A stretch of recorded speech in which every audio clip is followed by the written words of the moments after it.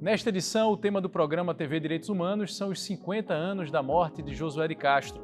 Eu, Juliano Domingues e o professor Manuel Moraes recebemos Helder Remígio, coordenador do programa de pós-graduação em História da Universidade Católica de Pernambuco e biógrafo de Josué de Castro. Começa agora o programa TV Direitos Humanos. O TVDH é um projeto da Cátedra Unesco-Unicap de Direitos Humanos do Helder Câmara, produzido pelos estudantes de jornalismo do projeto de extensão EduComDH, Educomunicação e Direitos Humanos na Mídia, numa parceria com a Cátedra Luiz Beltrão de Comunicação, o Centro Dom Helder Câmara de Estudos e Ação Social, o Movimento dos Trabalhadores Sem Terra MST e o Centro de Cultura Luiz Freire.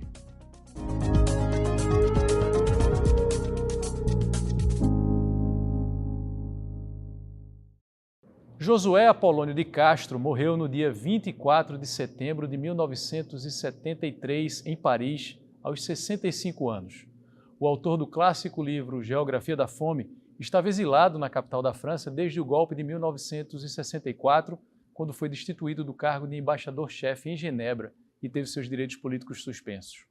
No infeliz contexto do retorno do Brasil ao mapa da fome, a obra de Josué de Castro confirma sua atualidade e pertinência. Dados da Organização das Nações Unidas, a ONU, indicam que 3 em cada 10 brasileiros estão em situação de insegurança alimentar. No mundo, são 2,5 bilhões de pessoas nessa situação. Professor Helder Remígio, professor Manuel, a gente agradece a sua presença e começo perguntando a partir desses dados, da ONU. O que dizer sobre a pertinência da obra de Josué de Castro nesse contexto? Seja muito bem-vindo.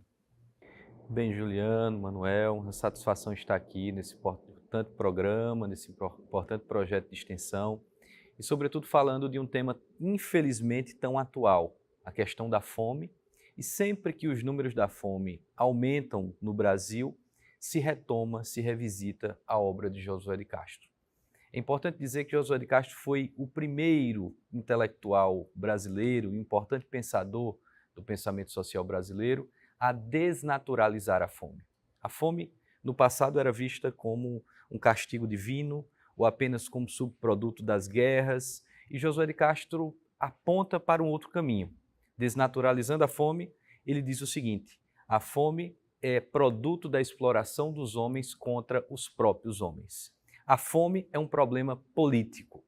E o pensamento de Josué se consolidou sobretudo no pós-Segunda Guerra Mundial, quando naquele momento a fome passou a ser uma demanda urgente e estava justamente na ordem do dia dos Estados europeus que precisavam reconstruir a Europa. Trazendo para o presente a obra de Josué de Castro, uma grande parte daquilo que ele pensou no pós-guerra pode ser utilizado para que a gente possa pensar possibilidades de superação do problema da fome no Brasil. A exemplo, a reforma agrária, que é um problema crônico no nosso país, sobretudo com o avanço do agronegócio em direção aos pequenos produtores de arroz, de feijão, sobretudo também os últimos governos brasileiros, de 2016 até o ano passado, que acabaram com as reservas nacionais estatais de alimentos. Além disso, também é importante dizer que a dissolução dos conselhos de alimentação, ou seja, todo um ataque a projetos de Estado de distribuição de renda, que Josué defendia lá nos anos 50, nos anos 40, fizeram com que o Brasil voltasse ao mapa da fome no mundo. Então, é urgente revisitar a obra de Josué de Castro. Professor Manuel Moraes, o professor Helder revisita aí a história e traz esse momento em que Josué de Castro coloca o tema de uma maneira muito peculiar e inovadora. Mas quando é que o tema da fome, de fato, entra na pauta das organizações internacionais e, mais especificamente, quando a gente fala na ONU? A criação da FAO. A FAO é uma organização da ONU que tem como objetivo exatamente atuar nesse campo internacional. E o papel de Josué de Castro foi decisivo para a criação da FAO, porque, como bem disse o Dr. Helder, a criação da FAO é parte da revelação de que a fome é um problema político, que a fome não é uma questão de vontade de Deus, não é uma questão de um acidente geográfico. Por exemplo, muita gente achava que a seca gera fome. E Josué de Castro, no livro, quando ele faz a geografia da fome, ele começa a desmistificar isso, mostrando, inclusive, que nas áreas no Brasil que são áridas, né, o sertão, por exemplo, as pessoas se alimentam melhores do que em outras regiões.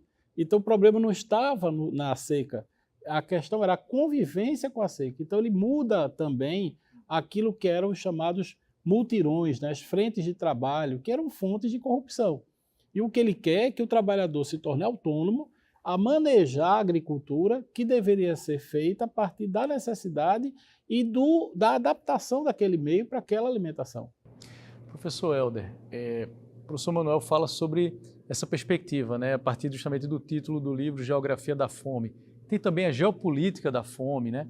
Explica para a gente o que seria essa ideia da geografia da fome, essa perspectiva a partir do território e também das relações políticas.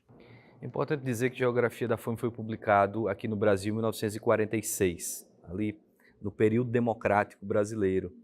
E Geografia da Fome é a primeira experiência onde se mapeiam as áreas alimentares do Brasil, né, distinguindo, inclusive, essas peculiaridades de cada uma das áreas, como o professor Manuel Moraes falou.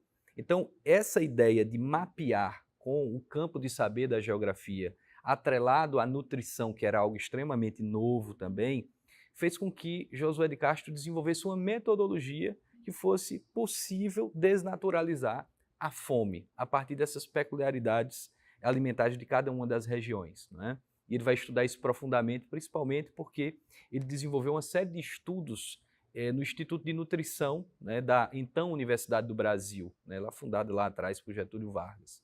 É importante dizer que essa metodologia, ela de algum modo nos ajuda a compreender o seguinte livro que você citou, Geopolítica da Fome, publicado em 1951, que foi publicado em 24 línguas, se tornou um best-seller internacional, publicado primeiramente em inglês pela editora americana Little Brown and Company, e em seguida Josué passa a ter um destaque internacional, né, por esses 2 livros, passa a palestrar no mundo inteiro e, sobretudo, ele desenvolve a seguinte tese, de que a fome ela não tem fronteiras, mas existem peculiaridades em cada um dos continentes. Essa é a diferença de ampliação do estudo de um livro para o outro. É importante também dizer que a publicação de Geopolítica da Fome ela fez com que Josué de Castro chegasse à FAO. Como o professor Manuel disse, no final dos anos 40, Josué já estava próximo da fundação da FAO, se articulando com uma série de outros médicos brasileiros também que estavam presentes. Mas nos anos 50 ele passa a atuar mais diretamente do ponto de vista político e chega a ser presidente do Conselho da FAO e se decepciona muito. Sobretudo se decepciona com as principais potências mundiais, à época Estados Unidos e União Soviética, que viviam em Guerra Fria e que não tinham interesse, segundo Josué de Castro, de acabar com a fome no mundo, mas tinham interesse de produzir mísseis, foguetes, né, e travar uma guerra cultural e ideológica naquele momento. E aí, professor Manuel, aprofundando um pouco mais essas questões relacionadas às variáveis políticas, né, de que maneira seria possível visualizar, sobretudo no momento atual, né, a permanência desses conflitos e das disputas de interesse do ponto de vista político em relação a essa temática? Quer dizer, ainda está presente, digamos assim, em algum momento, em alguma medida, o desinteresse ou outros interesses das grandes potências em relação a esse tema? Veja, no capitalismo, tudo é mercadoria e o alimento vira mercadoria. Na medida que o alimento vira mercadoria, ele precisa gerar excedente para estabelecer o preço do produto que é a mercadoria. Então, nesse sistema, nunca vai haver o problema da solução da fome, porque o problema da fome não é o problema de produção. E ele também desmistifica isso. Ele dizia, não, mas é porque nós temos um campo muito pequeno de agricultura, né? Aí ele diz, não, não é verdade. Na verdade, nós temos tecnologia para produzir alimentos para o mundo inteiro. Então, o problema não é tecnológico, o problema não é espaço, o problema é que o alimento, dentro desse mecanismo, ele não é feito para satisfazer a humanidade, ele é feito para gerar lucro. Então, você não produz macaxeira para satisfazer a população. Você produz a quantidade de macaxeira suficiente para gerar para algum produtor que tem posse da terra lucro. Então, Josué de Castro é um grande defensor da reforma agrária. Aliás, ele foi deputado federal eleito pelas ligas camponesas, que era um movimento de base muito importante. E isso fazia de Josué de Castro, Juliano, o que Gramsci, né, chama de intelectual orgânico. Ele era um médico um homem internacionalmente conhecido, mas que não era raro as visitas dele aos Coelhos, onde ele nasceu. Então ele nunca perdeu essa raiz de um homem que veio da pobreza, né, que surgiu a partir de acesso à educação, a ser um médico, mas também a descobrir que a fome não era um problema local, era um problema global. Essa foi a grande descoberta dele, que ele pensava que a fome era aquele universo pequeno da infância, né, que era a desigualdade local do Recife. Quando ele vê que um problema é maior, aí ele percebe que a situação é muito mais ampla, é filosófica, é estrutural, né? E, para isso, a homenagem que a gente precisa fazer a esses intelectuais que foram, inclusive, caçados pela ditadura militar e profundamente perseguidos. No próximo bloco, reportagem de Marcelo Dantas fala sobre a reedição do livro Geografia da Fome. É daqui a pouco.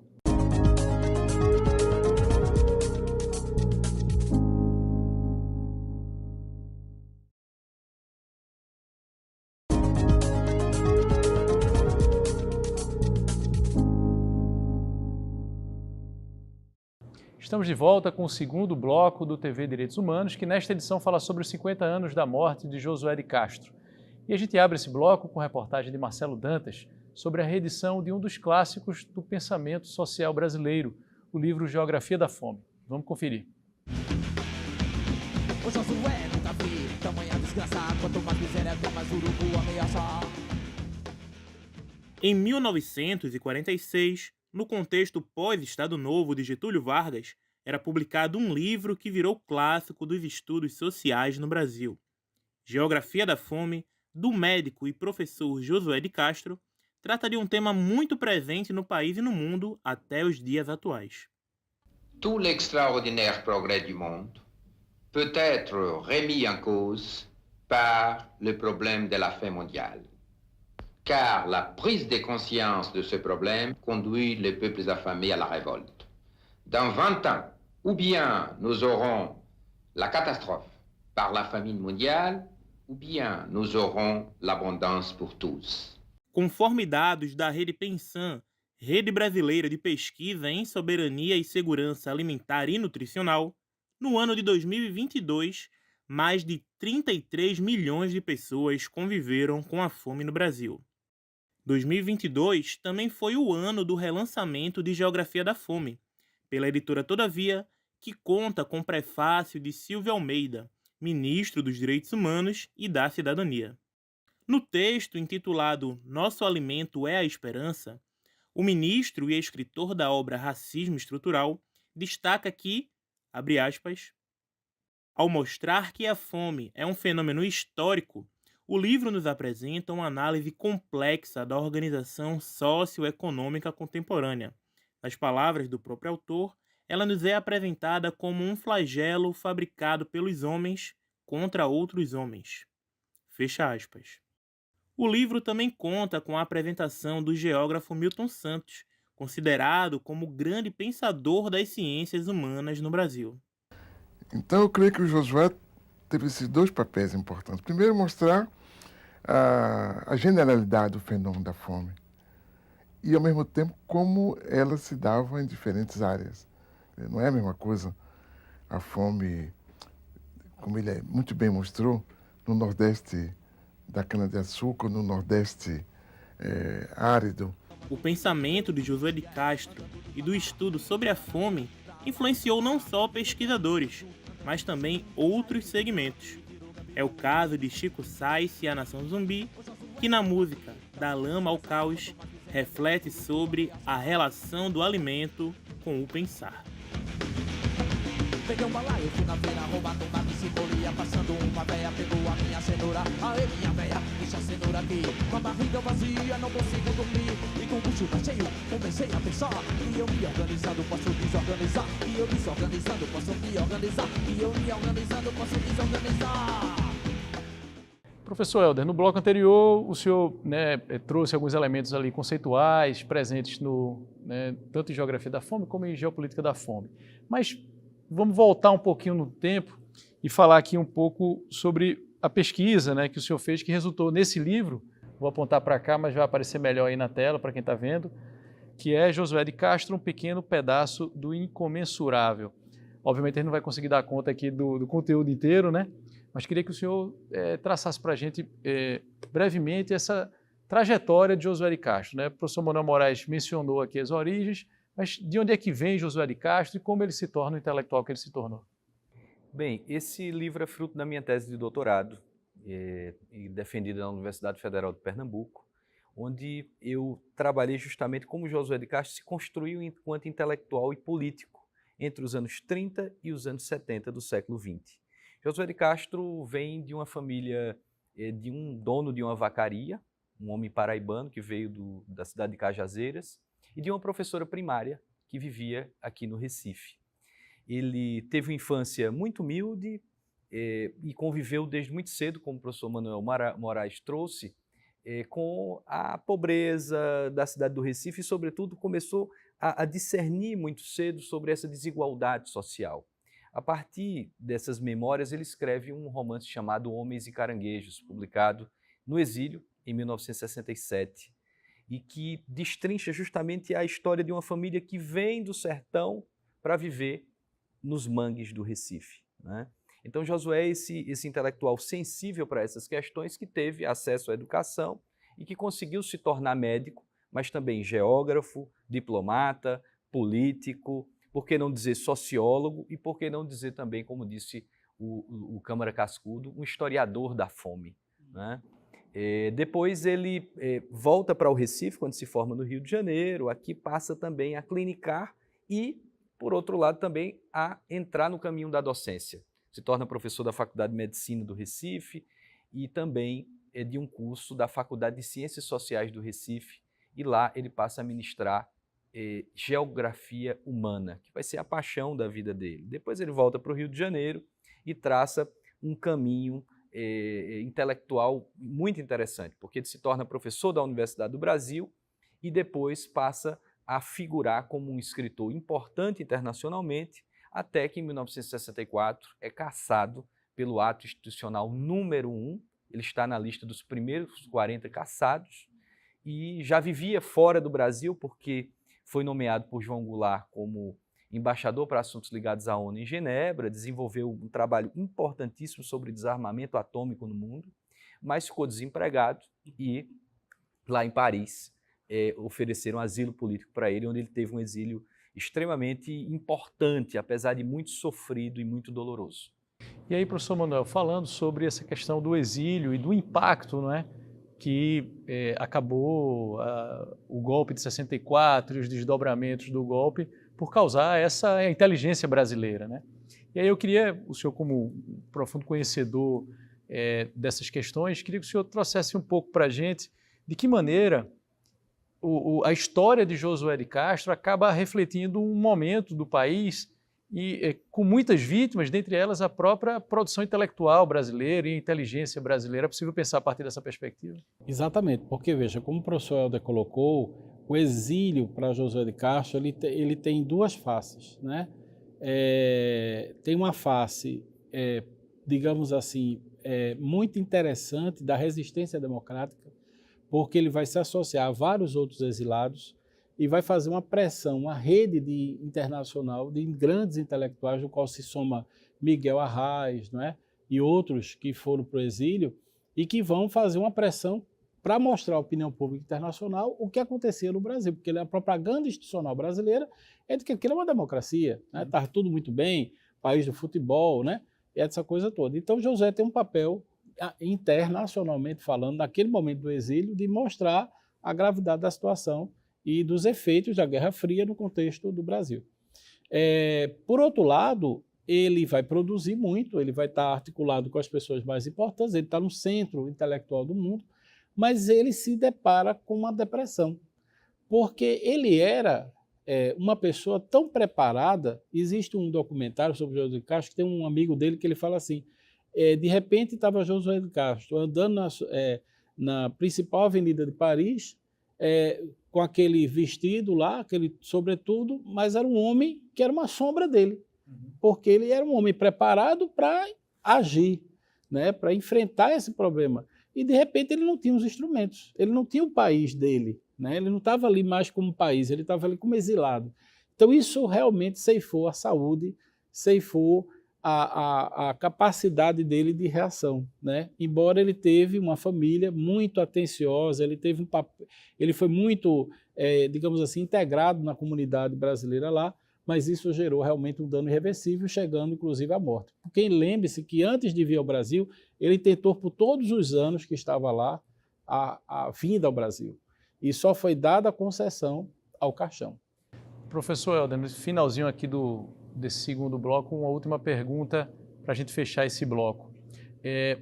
Em que medida, né, essas consequências a que o professor Manuel Moraes se referiu podem estar associadas à permanência do problema fome, do fenômeno fome no Brasil? Em que medida o golpe de 64 e a interrupção do trabalho que Josué de Castro vinha fazendo estaria associado à permanência, à continuidade da fome no Brasil? Juliana, é importante dizer que a ditadura civil-militar, ela aprofundou as desigualdades aqui no Brasil, né? Então, a ditadura ela foi responsável pelo aumento da concentração de renda, né, nas mãos de poucas famílias. A ditadura foi responsável pela marcha para o oeste, sobretudo com empresas multinacionais que aniquilaram um projeto de reforma agrária. A ditadura foi responsável por ceifar e quebrar uma experiência fundamental do pensamento social brasileiro, né, mandando para o exílio intelectuais como Celso Furtado, Josué de Castro, entre outros, próprio Darcy Ribeiro. A grande questão é que alguns não conseguiram voltar, né, porque morreram no exílio, no caso de Josué de Castro. E essa é uma grande questão que interrompeu essa experiência histórica e, sobretudo, mudou as bases de um projeto de desenvolvimento que o Brasil tinha durante o governo de João Goulart. Então, a ditadura, sim, é responsável, foi responsável pela fome que nós temos atualmente, porque aniquilou esse projeto de sociedade, esse projeto de Brasil, e que Josué, quando sentiu que havia perdido esse projeto, perdeu o sentido da vida. No próximo bloco tem o quadro Fala Povo. Será que você sabe quem é Josué de Castro? A gente fez essa pergunta, daqui a pouco.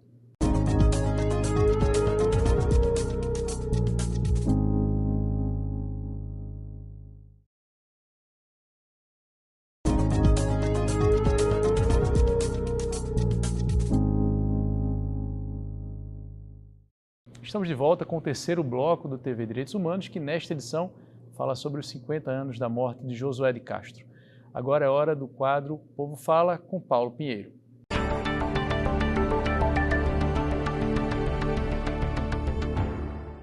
Josué de Castro contribuiu para o mapeamento da insalubridade alimentar e habitacional. Seus estudos foram responsáveis pelo diagnóstico da fome como uma catástrofe social.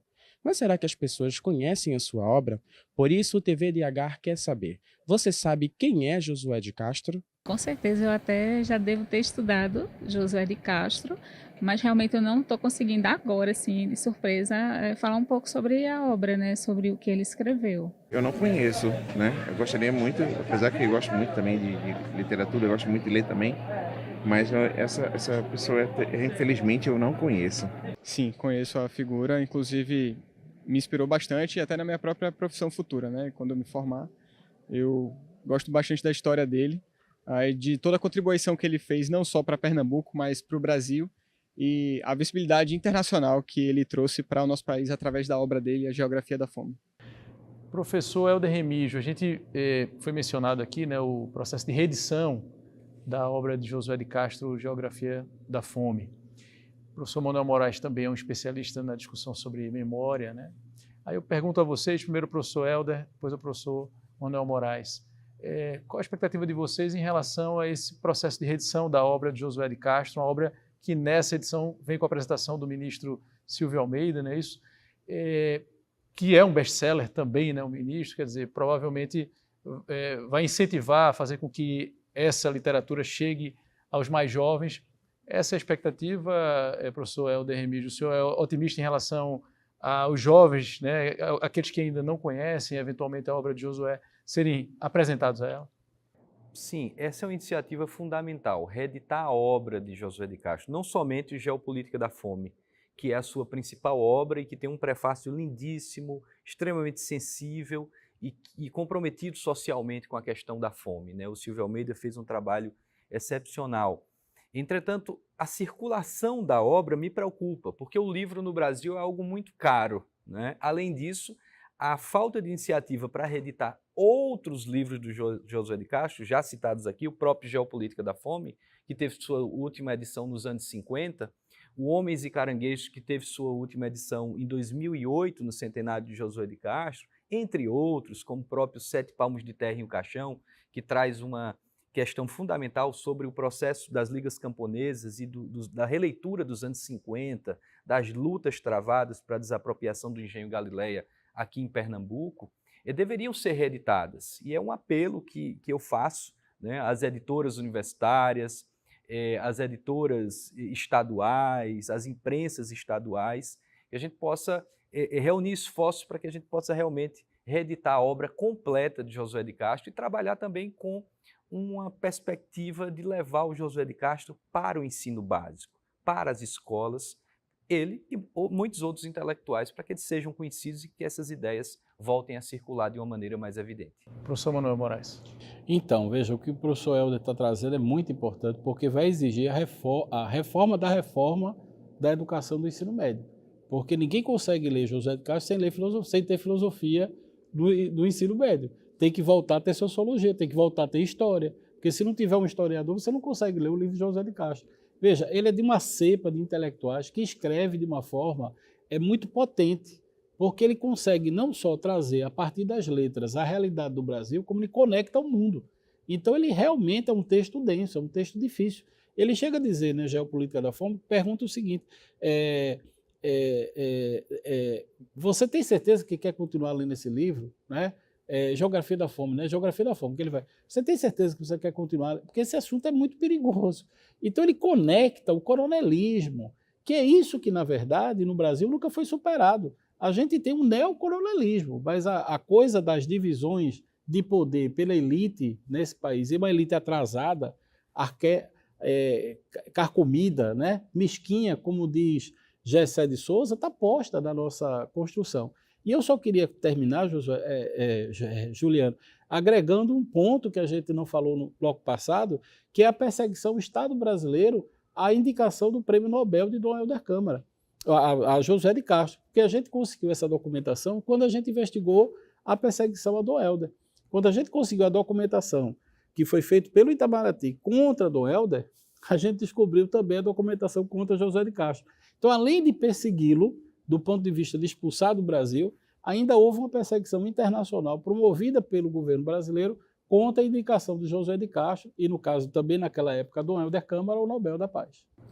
No próximo bloco tem o quadro Educar para os Direitos Humanos, que é quando os nossos convidados, no caso o professor Helder e também o professor Manuel Moraes, respondem a uma pergunta feita por você que acompanha o TVDH. A gente volta daqui a pouco.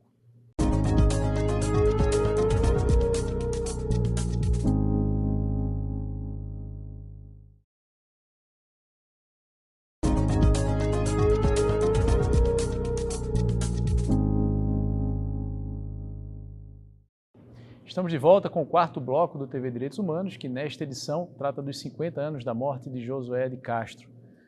O professor Helder Remígio, o professor Manuel Moraes responde agora uma pergunta enviada por quem acompanha o nosso programa, porque chegou a hora do quadro Educar para os Direitos Humanos, com Wilma Santos.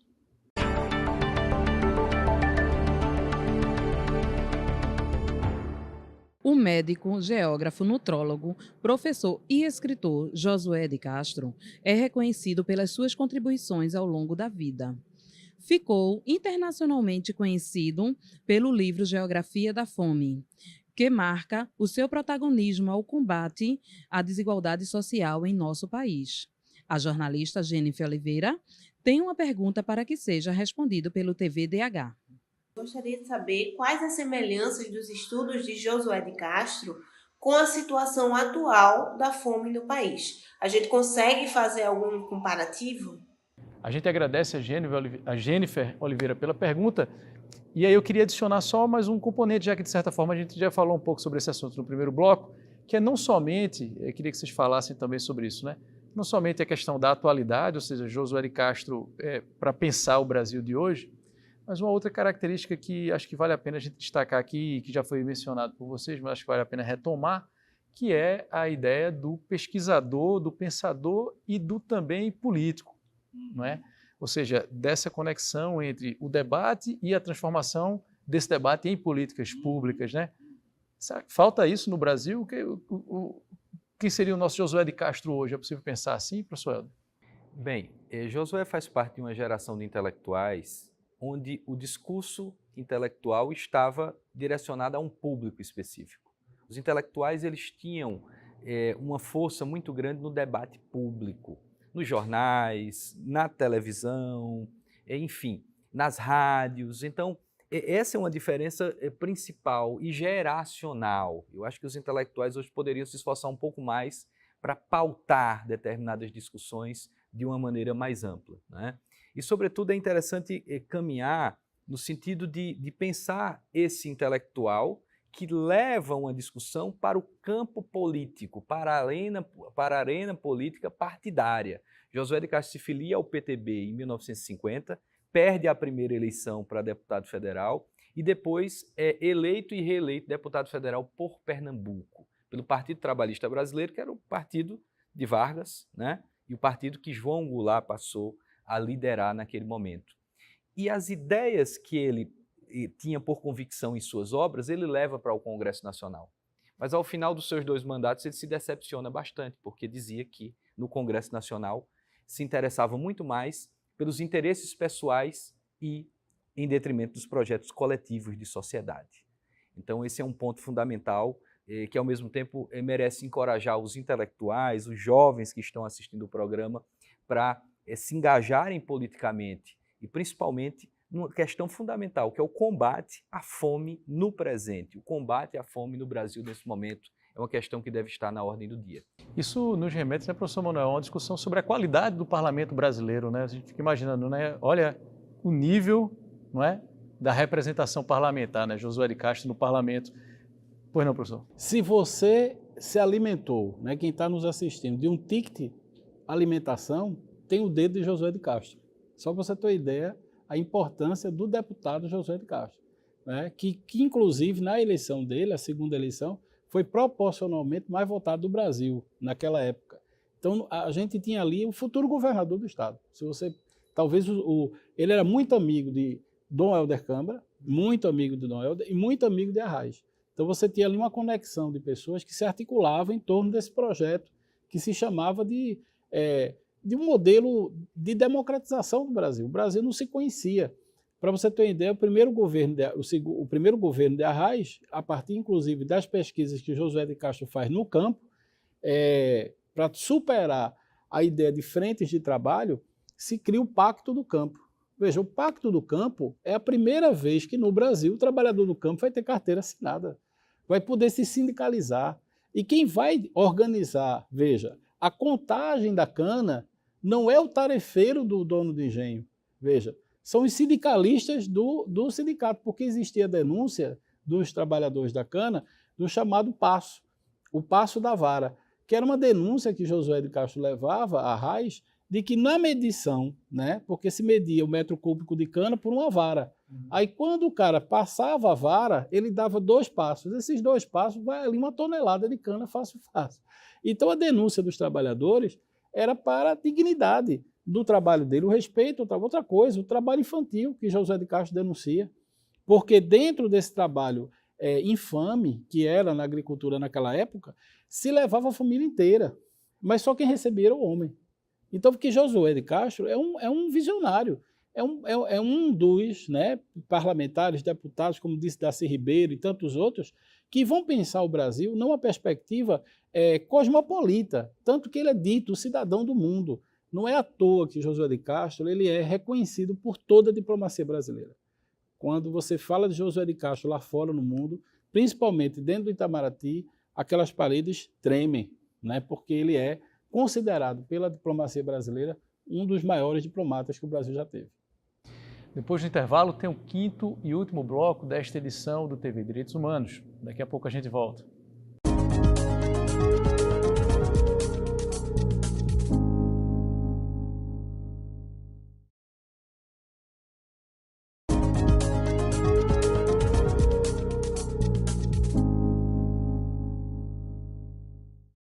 Chegamos ao quinto e último bloco do programa TV Direitos Humanos, que nesta edição traz como tema os 50 anos da morte de Josué de Castro.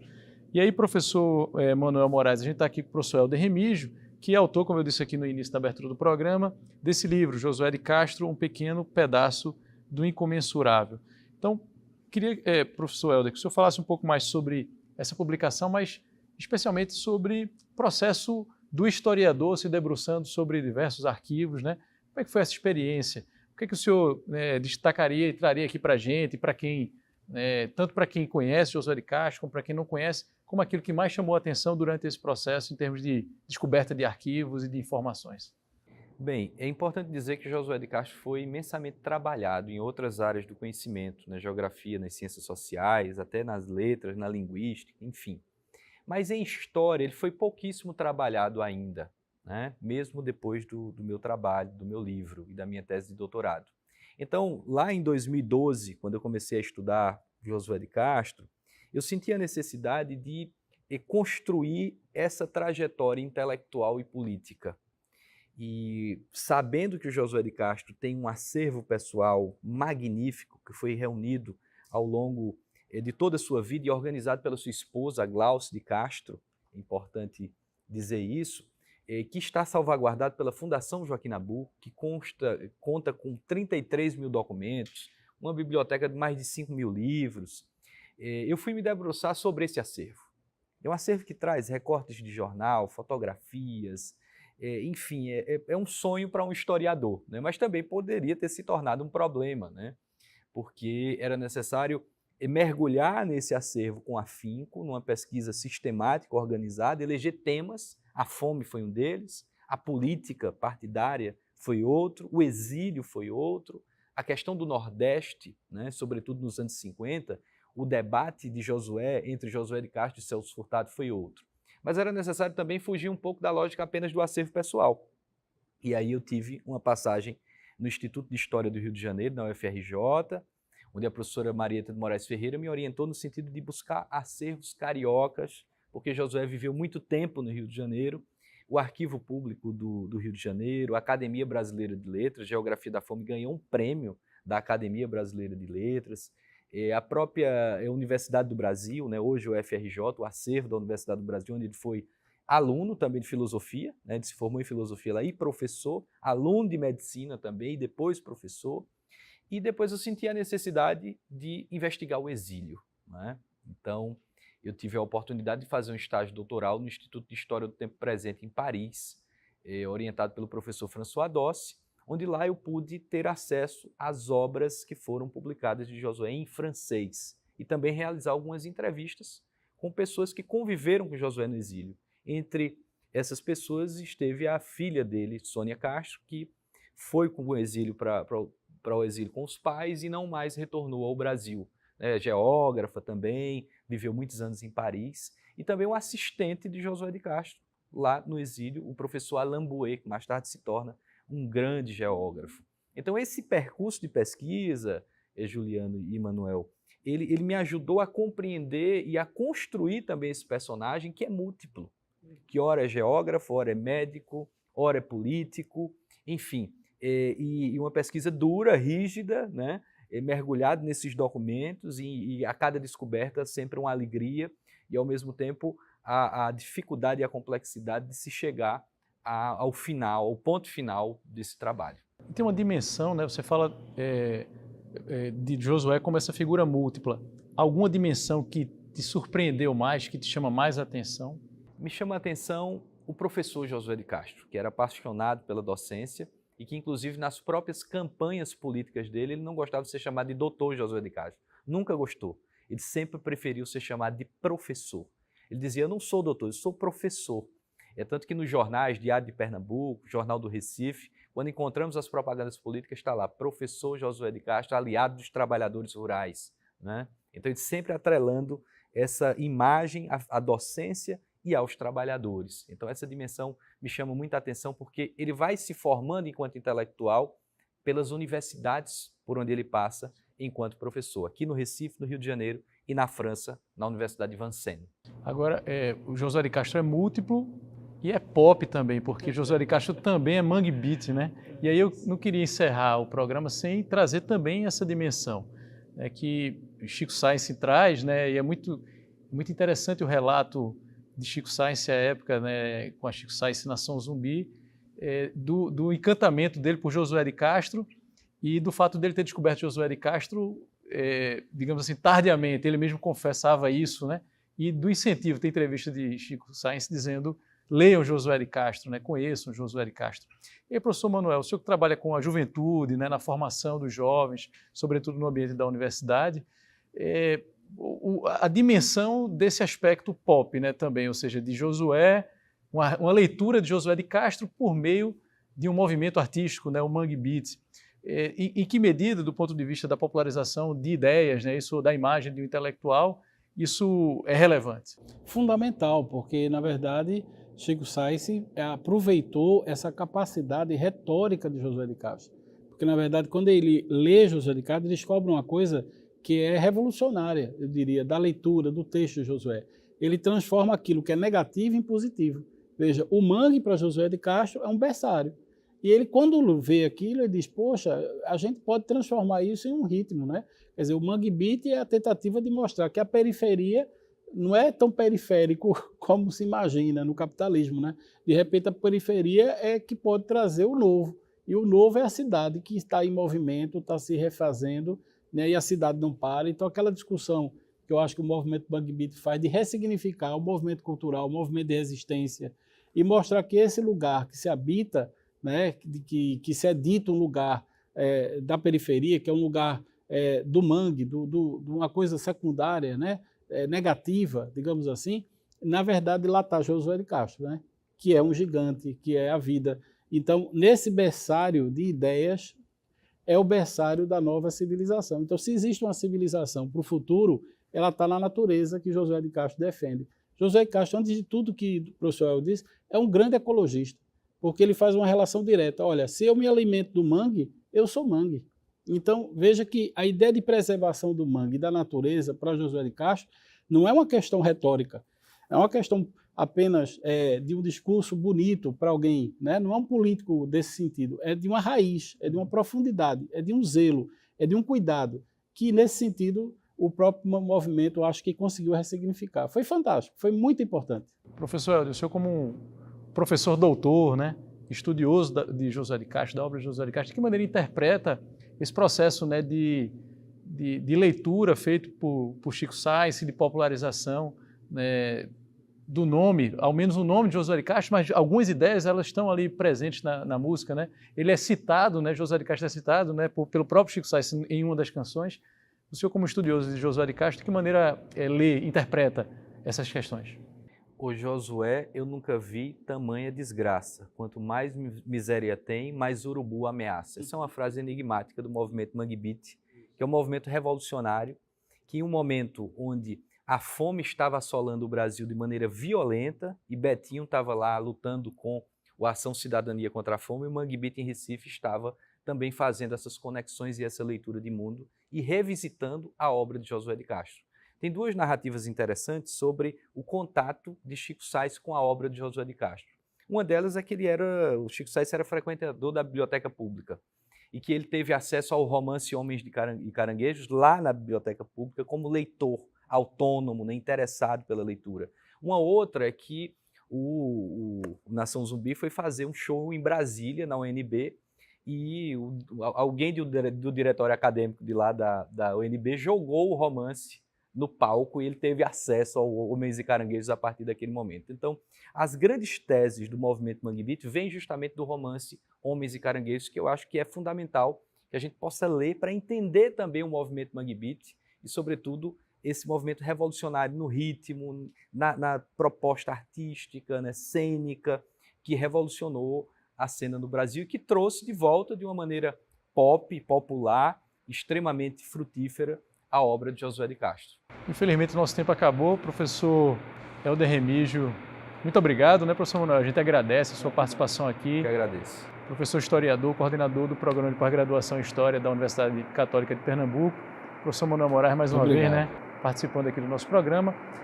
E para você que nos acompanhou, muito obrigado. TV Direitos Humanos é um projeto da Cátedra Unesco Unicap de Direitos Humanos do Helder Câmara, produzido pelos estudantes de jornalismo do projeto de extensão EduComDH, Educomunicação e Direitos Humanos na Mídia, numa parceria com a Cátedra Luiz Beltrão de Comunicação, o Centro Dom Helder Câmara de Estudos e Ação Social, o Movimento dos Trabalhadores Sem Terra, MST, e o Centro de Cultura Luiz Freire.